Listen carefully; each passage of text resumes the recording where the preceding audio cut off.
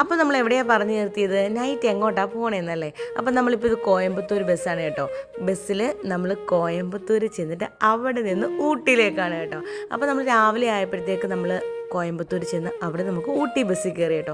അങ്ങനെ നമ്മൾ ബസ്സിൽ ഊട്ടിയിലെ ഹെയർ പിന്നൊക്കെ കയറി അങ്ങ് മേളിൽ ചെന്നപ്പോഴത്തേക്ക് കുഴഞ്ഞു കേട്ടോ. കാര്യം ബസ്സിൽ യാത്ര ചെയ്യുമ്പോൾ ഇങ്ങനെ ആടി ഒളിഞ്ഞ് ഹെയർ പിൻ ഇങ്ങനെ വളഞ്ഞ് ഇങ്ങനെ കിടക്കല്ലേ. അപ്പം ഇങ്ങനെ കയറി ഒരു പകുതിയൊക്കെ എത്തിയപ്പോഴത്തേക്ക് തന്നെ നല്ല തണുപ്പടിക്കാൻ തുടങ്ങി കേട്ടോ. എല്ലാത്തിനും ഞാനിങ്ങനെ പുതപ്പിച്ചങ്ങ് കിടത്തിയേ. അത് കഴിഞ്ഞ് നമ്മൾ ബസ് സ്റ്റാൻഡിൻ്റെ അടുത്ത് തന്നെ റൂം എടുത്തു. അവിടെ റൂമിൽ പോയി ഫ്രഷ് ആയിട്ടൊക്കെ നമുക്ക് പ്ലേസ് കാണാൻ ഇറങ്ങാമെന്ന് വിചാരിച്ചു കേട്ടോ. അങ്ങനെ ഞങ്ങൾ ഫ്രഷ് ആയിട്ട് ഇറങ്ങി നമുക്ക് ഹോട്ടലിൽ നിന്ന് തന്നെ ഒരു കാർ അറേഞ്ച് ചെയ്ത് തന്നിട്ടുണ്ട്. അത് തന്നെ വലിയൊരു ഉപകാരമായി കേട്ടോ നമുക്ക് പ്ലേസൊക്കെ കാണാനായിട്ട്. അങ്ങനെ നമ്മൾ രാവിലെ തന്നെ ആ കാറിൽ യാത്ര തുടങ്ങുകയാണ് കേട്ടോ. അപ്പോൾ അതുകൊണ്ട് നമ്മൾ അത്ര മുഷിഞ്ഞില്ല കേട്ടോ, മറ്റു ദിവസങ്ങളിൽ മുഷിഞ്ഞതുപോലെ. കാര്യം കാറുണ്ടായത് കൊണ്ടേ. അപ്പോൾ അതിൽ നമ്മൾ എല്ലാ പ്ലേസും പോയി കാണാമെന്ന് വിചാരിച്ചു കേട്ടോ. അപ്പോൾ അങ്ങനെ നമുക്ക് ആദ്യം തന്നെ വിശപ്പടിച്ചു തുടങ്ങി. തലേന്ന് രാത്രി എന്തൊക്കെയോ കഴിച്ചിട്ട് കയറിയതല്ലേ. അപ്പോൾ ഞങ്ങൾ കുഞ്ഞുങ്ങളെ കൊണ്ട് ആദ്യം തന്നെ ഒരു മലയാളി ഹോട്ടലിൽ വന്നു. അവിടെ നല്ല ഫുഡുണ്ടായിരുന്നു, പൂരിയൊക്കെ ആയിരുന്നു കേട്ടോ. അപ്പോൾ അതൊക്കെ കഴിച്ചിട്ട് ഞങ്ങൾ ആദ്യം പോകുന്നത് വ്യൂ പോയിൻറ്റിലോട്ടാണ് കേട്ടോ. ഫസ്റ്റ് ഞങ്ങളെ കൊണ്ടുപോകുന്നത് വ്യൂ പോയിൻറ്റിലാണ്.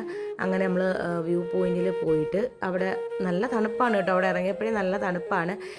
കോട മഞ്ഞ് കാണാനൊന്നും ഇല്ലെങ്കിലും അവിടെ നല്ല പർച്ചേസ് ചെയ്യാനൊക്കെയുള്ള സ്ഥലങ്ങളൊക്കെ ഉണ്ടായിരുന്നേ. പക്ഷെ ഞങ്ങൾ പ്രത്യേകിച്ച് ഒന്നും മേടിച്ചില്ല. കാര്യം എന്ന് വെച്ചാൽ നമ്മൾ ഇതെന്ത് മേടിച്ചാലും നമ്മൾ ബസ്സിൽ ഇത് ചുമന്ന് കൊണ്ടുപോകേണ്ടി വരും. നമ്മൾ മറ്റു കാറിൽ വരുന്നത് പോലെ അല്ലല്ലോ.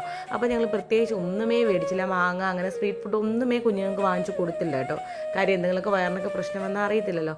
പിന്നെ ഞങ്ങൾ നോക്കിയപ്പോൾ അവിടെ എന്ന് വെച്ചാൽ ഏറ്റവും കൂടുതൽ ചോക്ലേറ്റ് ഒക്കെ ഉള്ള സ്ഥലമായിരുന്നു. നല്ല ഐസ്ക്രീം കിട്ടും കേട്ടോ. അപ്പോൾ ഞങ്ങളിങ്ങനെ അതിൻ്റെ മേളിൽ പോയി വ്യൂ പോയിൻ്റൊക്കെ കണ്ട് വീഡിയോസും ഫോട്ടോസും ഒക്കെ എടുത്തിട്ട് ഞങ്ങളല്ലാതെ ഫോട്ടോസൊക്കെ എടുത്ത് കേട്ടോ. അവിടെ ഫോട്ടോസൊക്കെ എടുത്ത് തരുവേ. അവിടെ നിന്ന് എത്ര തണുപ്പായാലും എല്ലാവരും വാങ്ങിച്ച് കഴിക്കുന്നൊരു സാധനമാണ് ഈ ഐസ്ക്രീം. നമ്മൾ ഒറിജിനൽ നല്ല ചോക്ലേറ്റ് വെച്ചിട്ട് ഐസ്ക്രീം ആയിരുന്നു, നല്ല ടേസ്റ്റ് ആയിരുന്നു. ആ ഐസ്ക്രീമൊക്കെ കഴിച്ച് നമ്മൾ ആദ്യം പിന്നെ പോകുന്നത് ചോക്ലേറ്റ് ഫാക്ടറിയിലോട്ടാണ്. അപ്പോൾ അത് കുഞ്ഞുങ്ങൾക്കൊക്കെ നല്ലതാണല്ലോ എന്ന് വെച്ചിട്ട് അതിനെപ്പറ്റിയുള്ള ഡീറ്റെയിൽ വീഡിയോ ഞാൻ ഇടാം കേട്ടോ. അതിനെപ്പോൾ ഡീറ്റെയിൽ വീഡിയോസൊക്കെ എടുത്തു അവർക്കൊരു ക്ലാസ് എടുത്തു കൊടുക്കുന്നത് തന്നെ ആ ചോക്ലേറ്റ് ഫാക്ടറിയിലെ ചേച്ചിമാരൊക്കെ പറഞ്ഞു എടുക്കുകയൊക്കെ ചെയ്തു കേട്ടോ. നമുക്ക് പിന്നെ ടേസ്റ്റ് ചെയ്യാനായിട്ട് ചോക്ലേറ്റ് തരികയും ചെയ്തേ. പിന്നെ നമ്മൾ തൊട്ടടുത്തായിട്ട് കാണാൻ ടീ ഫാക്ടറി. അപ്പോൾ ടീ ഫാക്ടറി പോയി അവിടെയൊക്കെ കയറുമ്പോൾ തന്നെ എന്താ മണമെന്നറിയാമോ? ആ ചോക്ലേറ്റ് ഫാക്ടറിയിലൊക്കെ ചിലപ്പോൾ പറയാതിരിക്കാൻ വയ്യാത്ത മണമാണ് കേട്ടോ. അത് കഴിഞ്ഞ് ടീ ഫാക്ടറിയിൽ പോയി അവിടെ നമുക്ക് ചായയൊക്കെ തന്നു കേട്ടോ. നല്ല അടിപൊളി ടേസ്റ്റി ആയിട്ടുള്ള ചായയൊക്കെ തന്നു. അതൊക്കെ കുടിച്ചപ്പോൾ തന്നെ നല്ല മൈൻഡ് അങ്ങ് സെറ്റായി. അങ്ങനെയൊക്കെ കറങ്ങി നടന്നപ്പോൾ തന്നെ ഒരു 3 മണി ആയിട്ടുണ്ടായിരുന്നേ.